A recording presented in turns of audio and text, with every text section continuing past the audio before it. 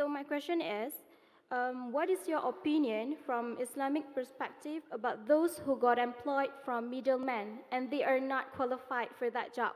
So this kind of situation is basically suppress of those people who are more qualified and need that job. So, Doctor, I need your opinion about that. Thank you.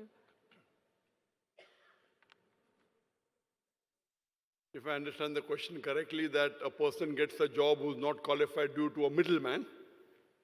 So is it correct? And people who are qualified don't get the job. Sister, first you have to understand that how did the middleman give him the job? If it's because of bribing, it's not accepted. It's haram. Allah says in the Quran, in Surah Baqarah, chapter number 2, verse number 188, that do not use your wealth as a bait for the judges in order to eat other people's wealth. It's haram. Maybe the middleman felt, okay, this person qualified, okay, he gets 80 marks, he gets 60 marks, but the 60% marks has a more requirement of a job, he may be more poor, and if he does that as a favor, depending upon the reason, you can't give a blanket rule. There are options where the person in authority can go up and down without breaking the rules of Sharia. Taking bribe is haram.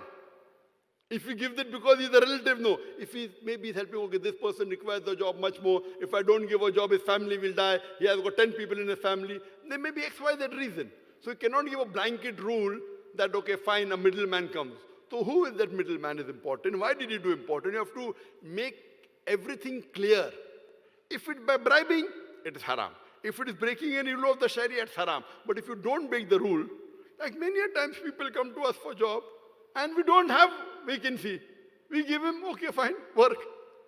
And he's sitting full day doing nothing. What are we doing? We are helping, doing charity. Another person comes, okay, why didn't I get a job? Arey Baba, I gave charity to him.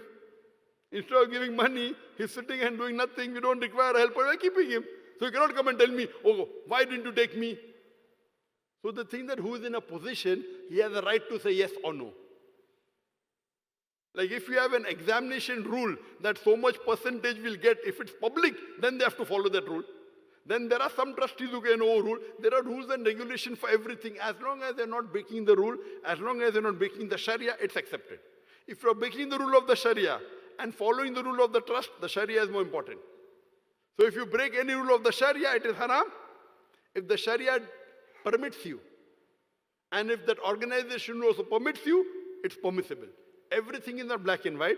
You have to understand the full reason and logic and then give the judgment. Hope that answers the question.